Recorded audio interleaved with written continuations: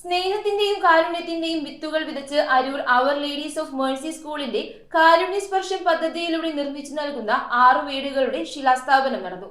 എരമല്ലൂർ തോട്ടപ്പള്ളി ക്ഷേത്രത്തിന് സമീപം വരേക്കാട്ട് സേവ്യർ സൗജന്യമായി നൽകിയ 20 സെന്റ് സ്ഥലത്താണ് വീടുകൾ നിർമ്മിക്കുന്നത്. കൊച്ചി രൂപത മുൻ ബിഷപ്പ് മാർ ജോസഫ് കരിയിൽ ശിലാസ്ഥാപനം നിർവഹിച്ചു. അരൂർ അവർ ലേഡി ഓഫ് മേഴ്സി സ്കൂളിന്റെ നേതൃത്വത്തിൽ 6 പുതിയ വീടുകൾക്ക് ശിലാസ്ഥാപനം നടത്തി.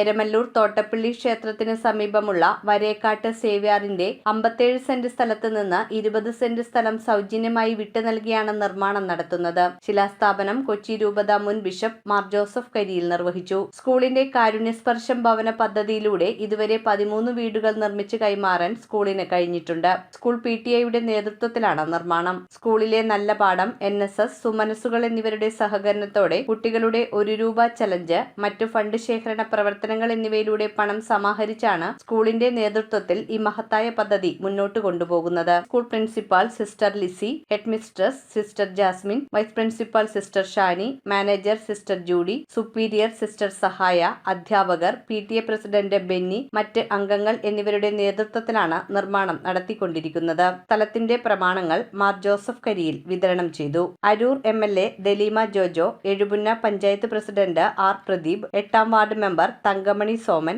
ഇടവക വികാരി father Joseph Karuthodath, father Lineesh, father Justin, principal sister Lissy, school manager sister Judy, superior sister Sahaya, PTA president Benny EC, NSS coordinator Kalesh Jojo എന്നിവർ സംസാരിച്ചു. News bureau, Aroor.